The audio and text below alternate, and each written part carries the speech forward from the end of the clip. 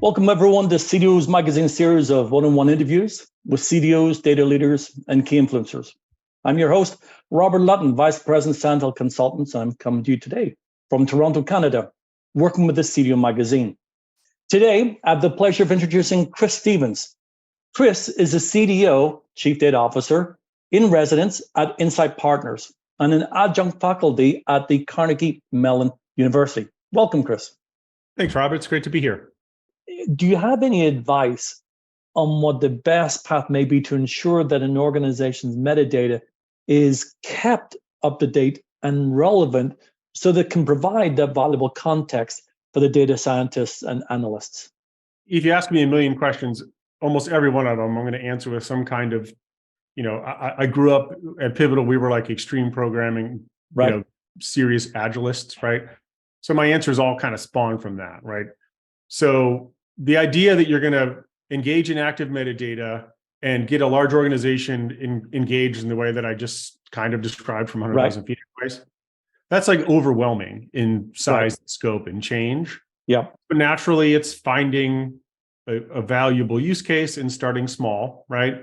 And kind of building a coalition of people.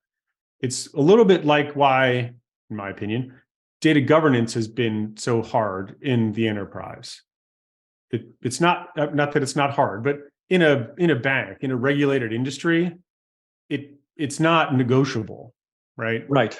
And it's not really negotiable in non-regulated industries either, but it's harder to get traction from people because you're asking them to do something different and to change how they operate, right? And so connecting what you're trying to do with, as the data leader with active metadata, to the value that other people would get from that, I think is the most important thing. There was an example, and this isn't entirely active metadata, but it kind of is. When I was at American Eagle, we kicked off our data governance program, and we were struggling at first, probably like lots of data governance programs when they get kicked off, because everyone's kind of like, yeah, I think we should do that, but this doesn't sound important or interesting or whatever. I don't know how you yes, Chris, go do that, right? Yeah. And so we found a use case where it was difficult to merchandise some of our items on the website because they didn't have good metadata, by the way, but they didn't have good attributes mapped in our systems. Like, does this have a collar? Is it long sleeve or short sleeve? What shade of blue is it? That kind of stuff, right? And so we ended up taking this example. I'm vastly oversimplifying it, and we told it as a story. You started off talking about storytellers or whatever. That we told it as a story, kind of like the I'm just a bill on Capitol Hill. Right. Yeah. You didn't grow up in this country. You may not relate to that analogy, but like almost like a cartoonish version of like, for the e-commerce site merchandising team, metadata matters to you for this reason, and the governance of it was what we were doing. And then you work your way through the organization and you make it relatable to each different team in a slightly different way, right? And it comes down to like, aligning incentives and helping people get what they want out of the thing that you're asking them to do. Like the site merchandising team wants to merchandise more stuff and sell more stuff. Being involved in managing the metadata makes that possible for them. The people that designed this stuff 9 months ago, hadn't thought about metadata at all. They want their items to be sold and successful and whatever. So you build this narrative around how the things that different people want across the organization are tied to, in this case, your management of metadata. I think you mentioned it right at the beginning, right? Which is, outcome-based or use case-based. So when you look at the best path, you can't do the big bang approach, but certainly look at the outcome or a use case scenario, which may be able to help you on that. Regarding data activation, now this is a new term to me. I actually had to Google what it meant. So, but any thoughts or best practices in how you can ensure an organization, and it might actually be worthwhile, I'll just tell you from my point of view, data activation, when I looked it up, is the concept of unlocking value in data through development of insights and turning those insights into action. Again, we may be able to on the verge of leveraging AI here, but in regarding data activation, any thoughts or best practices in how an organization can ensure that their data is being used effectively and well across the organization, that they can encourage collaboration and data sharing, and that they can ensure that data is being used to drive meaningful insight within the organization. Any thoughts, best practices, and how an organization may accomplish those, especially if you bundle up into data activation? Yes, there's no, I feel like you just asked me 12 questions. There's no way I'm going to remember all of them. So if I don't, pull me back. No, just use summation kind of data activation. But data activation, I think about two important elements. The first one is, as data professionals, right, and technologists, we love interesting new ideas, interesting technology, innovation. We love data. That's why we do this. At least hopefully we do, right? And so, and there's a lot of wonderful guidance out there in the world in terms of how to think about your stack, how to think about your platform, right? The Insight Partners team just published a really interesting article about thinking about the new stack as relates to AI.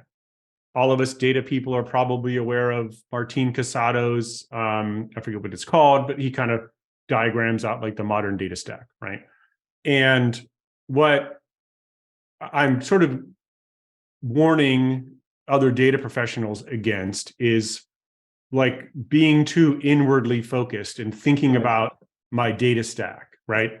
I want to enable self-service, ETL or transformation. So there's tools out there that enable me to do that. And you get a little too internally focused on building the capabilities, the functionality of the stack, right?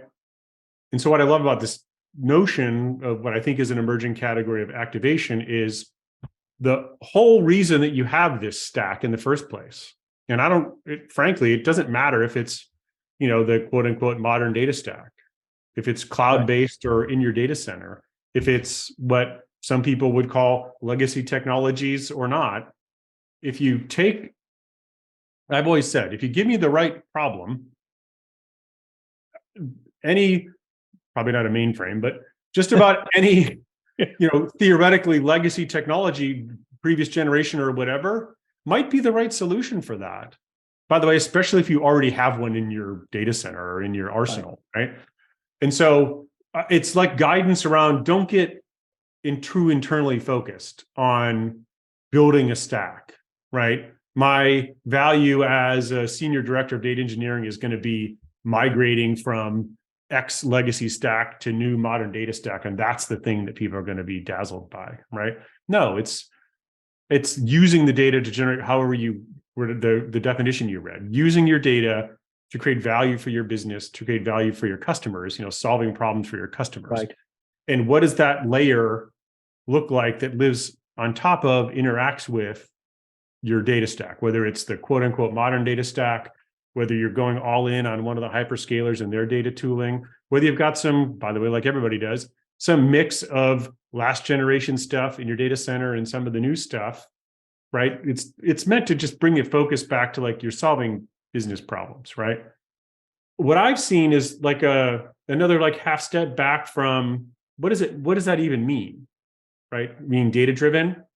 And what I've seen is a hyper focus, because we're people, on building systems and processes that allow people to make more informed decisions. Super important.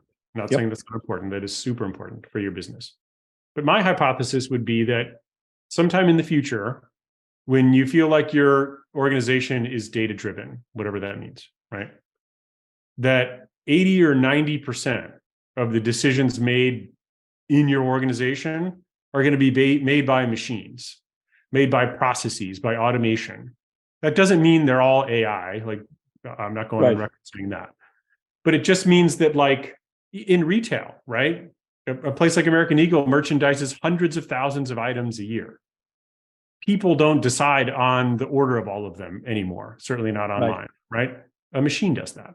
There's recommendation systems, and they can be relatively simple, straightforward, collaborative filtering that's making the recommendations. It doesn't have to be AI, right? But it's a machine, my point is, that's making that recommendation. It's automation. That's making that decision, right? Yeah. So as a data leader, I'm always challenging my teams or the folks that I work with to keep that in mind, or the executives that I've worked in and around, that our goal isn't better BI. That's part of it for sure. I want to give people all the information and the context and everything else. We talked about active metadata, all the things.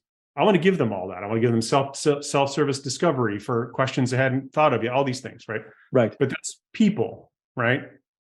And like I said, I contend that 80 or 90% of your decisions as an organization, when you feel like you're mature and data-driven, will not involve people in the middle of the decision, right? Netflix recommends movies to you differently than it does to me. There Right. isn't a report that goes to someone at Netflix that looks and says, oh, give Robert these movies, give Chris, Yeah. right? These are automated things. And so that's my contention. So when you think about designing the systems, building your strategy, do I need a knowledge graph or not? What does active metadata mean to me? All the other stuff we talked about. Keeping in mind that you're ideally building towards this future where most of the decisions are made not by a person. And again, that doesn't mean AI, but that there's some automated process where a machine is interacting with a customer or another system and making a decision on your behalf. I want to follow on with one last question because it is related to that.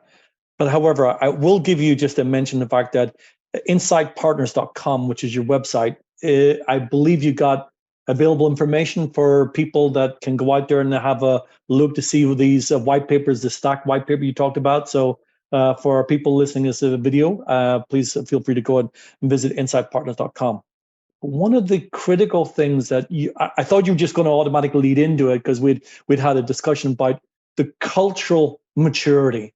As we get more and more comfortable with perhaps the automation that we are driving towards, whether it's AI supported or not, there's a change, a cultural maturity that I think is coming, that we're partly the way through.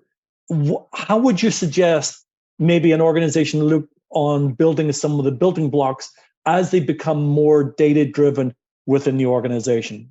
Thoughts on that, Chris? Yeah, I think that, to be honest, like that to me is the most important part of this entire discussion. Right. That whether we're back to talking about AI or not, whether we're back to talking about trust in your data and I just want dashboards or whatever, right? Right. Any of those things. It all of it comes down to the people at the end of the day, right? Right. Do we have the whole tech stack figured out? I don't know, probably not entirely. No, but that'll happen. That will come. To my point, like, you give me the right problem, and there's, multitude of options in terms of how to build the tech stack to serve the thing, right? That you're talking about. This is another sort of like, I don't know, like advice or guidance for chief data officers or data technology folks is, we've all seen these analytics maturity scales, right? And I always kind of talk about one going from 1 to 10. Yeah. And sure, our job in the data office is to build the systems that enable that growth and maturity to happen, right? But the more important part of it, honestly, is on the other side. I don't imagine the scale like bisects my screen here, right? Right. Yeah. I'm saying down here are all of us tech people in the data office or technology, building the systems and whatnot that enable people to systems and people to grow in their analytics maturity. What's on the other side are people, business people that are trying to make decisions. And you can't, I don't mean that you have to go through the process linearly, but you sort of can't skip a step. You can't go from people making decisions on gut instinct or even just basic reporting and inject some automated decisioning. Right. Technologically, you probably could, but the people on the business side that need to absorb the change, that need to build strategies around what the data is telling them to do and all the things that those teams do, they need to go along on the journey too. And so you need to make sure that your business people are literate, trained up, and in the right place to consume, maybe more advanced analytics. Digital twins are like my favorite thing. But, imagine you could build a digital twin of your business, and then you just like gave it to somebody and you're like, here you go. You can now model all the decisions we might ever make in our business. But if they didn't go through this sort of growth of their own, Like Right. they're going to push a couple buttons. They're not going to trust the answer. Right. Right. So there's Yeah. this process that they need to go through to be capable of interacting with, building strategies around, right, policies and whatnot around the kind of information or capabilities you might be giving them. There's, I should say, Chris, this is probably the most important question we can be discussing today, that along with ethics, because we are in this huge upheaval that's come out since November with these launching of these AIs and how AI will actually be able to help us. We've been going that way for the last decade and a half. Technology has been getting more and more interesting. But for this particular session, Chris, we're actually out of time. But I would like to thank you for your time today, for your knowledge, for your support of the CDO Magazine. And on behalf of the CDO Magazine, we would like to thank you for your time and insights. And we hope that we get a chance to have you come back and share your knowledge, especially on the AI side of the house again in the future. I would love that. Yeah, thank you very much. This has been wonderful. Thanks for your time, Robert. Natalie, thanks for joining us, and this has been great. Thank you. And for our listeners, please visit cdomagazine.tech for additional interviews. Thank you.